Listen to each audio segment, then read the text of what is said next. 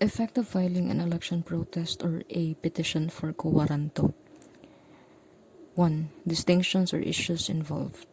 The purpose of an election protest is to ascertain whether the candidate proclaimed elected by the Board of Canvassers is a true and lawful choice of the electorate. So, mo na ang election protest. Again, election protest is ma-determine siya on whether or not the candidate proclaimed elected by the canvassers ang true winner. An election protest is a contest between the defeated and winning candidates on the ground of frauds or irregularities in the casting and voting of the ballots or in the preparation of returns. It raises the question on who actually obtained the plurality of legal votes and therefore entitled to hold office. It can only be filed by a candidate who has duly filed a certificate of candidacy and has been voted for in the preceding elections. Okay. So, kibali pag election protest, ang rival ra ang maka-file og election protest. On the other hand, a petition for quo warranto, a special civil action under the Omnibus Election Code, raises in issue the disloyalty or ineligibility of the winning candidate. It is a proceeding to unseat the respondent from office, but not necessarily to install the petitioner in his place. Any voter may initiate an action, which, strictly speaking, is not a contest where the parties strive for supremacy because the petitioner will not be seated even if the respondent may be unseated. So, ang difference sa election protest is if election protest rival ang maka-file sa election protest, pero kung quo warranto lang, ang issue ng i-resolve sa quo warranto is disloyalty and ineligibility of the winning candidate. And then, as to who may be a respondent or who may be a petitioner in a quo warranto proceeding, it could be any person who may be disinterested. Pwede ra siya nga bisag pinsa ra nga tao, and it wouldn't matter if dili siya ang ma-seat because it doesn't matter. If ma-unseat ang winning candidate, dili place into seat ang petitioner in a quo warranto. General rule. As a general rule, the filing of an election protest or a petition for quo warranto precludes the subsequent filing of a pre-proclamation controversy or amounts to the abandonment of one earlier filed, thus depriving the COMELEC of the authority to inquire into and pass upon the title of the protestee or the validity of his proclamation. Okay. So, if ni-file ka og election protest or quo warranto, it precludes you from filing a pre-proc.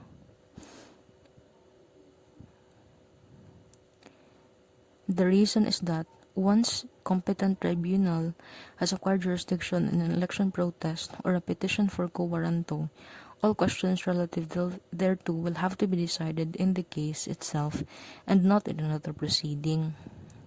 This procedure will prevent confusion and conflict of authority. Conformably, the Supreme Court has ruled in a number of cases that after a proclamation has been made, a pre-proclamation case before the COMELEC is no longer viable. So, okay. So, if i-proclaim na ang Supreme Court, dili na ka makapa-pre-proc sa COMELEC. Exception. The rule admits exceptions, however, as where 1. The Board of Canvassers was improperly constituted. At the same time, you can ask for a pre-proc if there's already an election contest. So, motto ang first, the Board of Canvassers was improperly constituted. 2. Quo warranto was not the proper remedy. 3. What was filed was not really a petition for quo warranto or an election protest, but a petition to annul a proclamation, as where a party alleges the existence of manifest errors in the preparation of election returns. 4.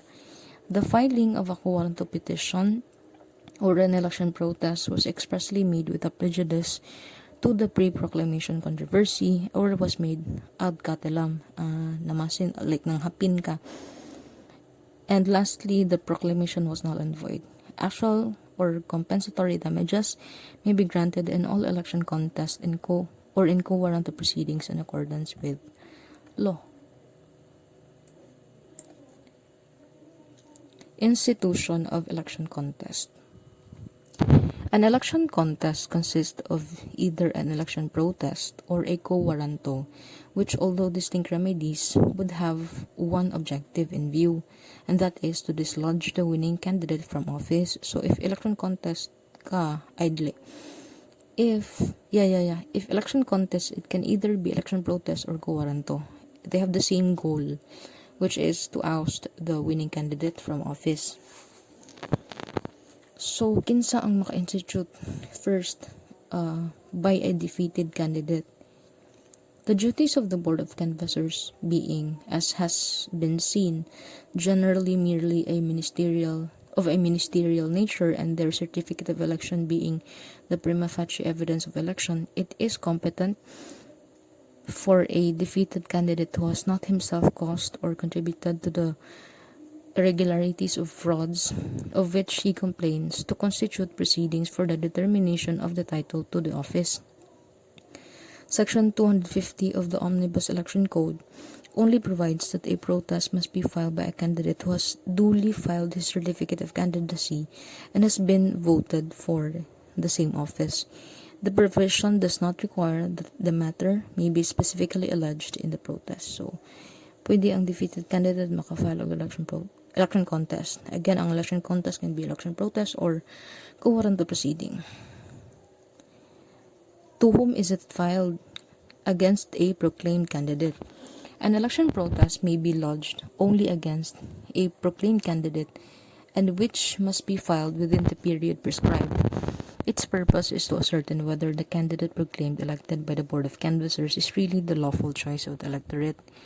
A counter-protest is equivalent to a counterclaim in a civil action. Actually, a counter-protest mo na ang counterclaim sa proclaimed candidate and must be presented as part of the answer within the time the protestee is required to answer the protest.